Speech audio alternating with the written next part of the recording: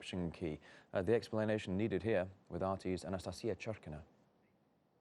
Turns out that as many as 750 million cell phones around the world could be carrying flawed SIM cards that could potentially leave their owners vulnerable to financial fraud and surveillance. Now, SIM cards hold key user data and have up until now been generally known to be one of the most secure parts of a mobile phone. However, the recently discovered bugs could allow hackers to access personal information and carry out illegal transactions. And this was researched and announced by 31-year-old ethical hacker and renowned German codebreaker Carsten Knoll. After repeated attempts to hack into SIM cards over the last 3 years, he now says a shocking number of them can be hacked within minutes. Knoll has discovered a way to essentially get complete control of an individual's phone by finding out the unique encryption key of each SIM card with just one hidden text message, allowing whoever breaks into the system to do whatever the user of the phone is able to do. And what this means is if there's credit card information or PayPal data on that given cell phone being broken into,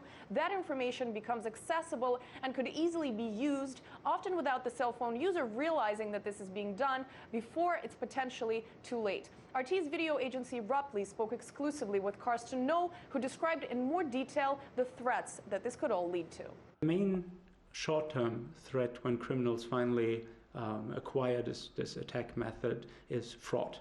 They will abuse the cards to send premium SMS, for instance. They could also steal banking tokens from them in countries where that is used. Looking at the midterm, there's also surveillance questions because the SIM cards do encrypt all the voice communications originating from a phone as well as data communication. So all of this could be intercepted and then decoded by a well-equipped surveillance team.